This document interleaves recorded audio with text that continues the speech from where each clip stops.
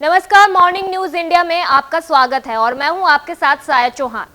राजस्थान की 6,759 ग्राम पंचायतों का कार्यकाल खत्म हो रहा है, जिसके चलते चुनाव कराना जरूरी हो गया है।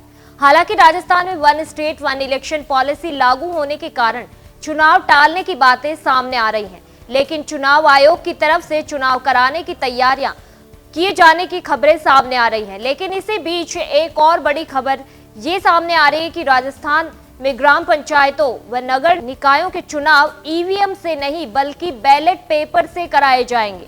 यह खबर सामने आने के बाद चारों तरफ चर्चा का माहौल गर्म हो चुका है। ऐसे में आइए जानते हैं कि आखिर माजरा क्या है और ईवीएम की बजाय बैलेट पेपर से चुनाव कराए जाने की बातें सामने आ रही हैं। दरअसल राजस्थान में 6,759 ग्राम पंचायतों समेत कई सारे नगर निकायों के कार्यकाल खत्म हो रहे हैं, जिसके चलते उनमें चुनाव कराए जाने हैं। लेकिन राज्य में one state one election policy लागू होने के कारण इन चुनावों को कराए जाने में दिक्कत आ रही है, जबकि यह भी खबरें हैं कि ग्राम पंचायतों के चुनाव कराए जाने को लेकर चुनाव आयोग द्वारा तैयारियां शुरू कर दी गई है। इसी बीच ऐसी खबरें सामने आ रही हैं कि ग्राम पंचायतों और नगर निकायों के चुनाव ईवीएम से नहीं बल्कि बैलेट पेपर से कराए जाएंगे।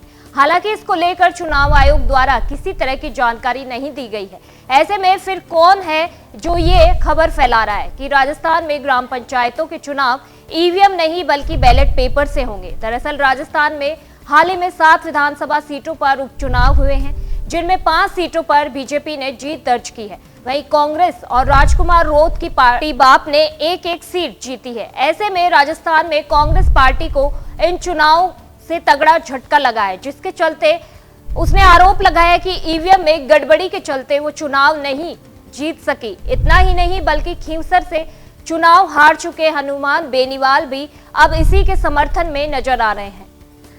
अब अगर बात नेशनल लेवल की करें तो वहां पर कांग्रेस अब भविष्य में होने वाले चुनाव ईवीएम की बजाय बैलेट पेपर से कराने को लेकर तगड़ी मांग कर रही है। इसी के चलते कांग्रेस के एक प्रतिनिधि मंडल ने हाल ही में चुनाव आयोग से मुलाकात की और महाराष्ट्र में विधानसभा चुनाव से पहले मतदाताओं के मनमाने ढंग से हटाने और जोड़ने के कथित मामले पर चिंता जताई।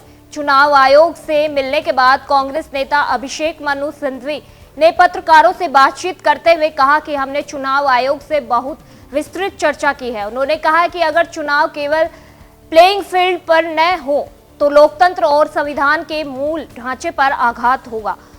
हमारे जो मुख्य बिंदु थे इसी को उसका डाटा जारी करना चाहिए। इतना ही नहीं बल्कि कांग्रेस नेता ने चुनाव आयोग से ईवीएम पर भी सवाल उठाए हैं। उन्होंने कहा है कि चुनाव आयोग के खुद के दिए गए आंकड़ों के मुताबिक महाराष्ट्र में 5 बजे वोटर टर्न आउट 58.22%, रात के 11:30 बजे 65.2% और 2 दिन बाद 67% बताया गया है। हमें जवाब मिला है कि वोटर टर्नआउट एक अलग प्रक्रिया है और 17C एक अलग प्रक्रिया है। कांग्रेस नेता सिंघवी ने कहा कि 118 ऐसे निर्वाचन क्षेत्र है जहां लोकसभा और विधानसभा के बीच 25,000 से ज्यादा वोटों का अंतर आया है, जिसमें ज्यादातर जगह सत्तारूढ़ पार्टी की जीत हुई है। ऐसे में अब राजस्थान उपचुनाव और महाराष्ट्र विधानसभा चुनाव में करारी हार के बाद कांग्रेस पार्टी किसी भी तरह का चुनाव ईवीएम से कराए जाने के मूड में नहीं है और इसी के चलते अब राजस्थान में होने वाले ग्राम पंचायतों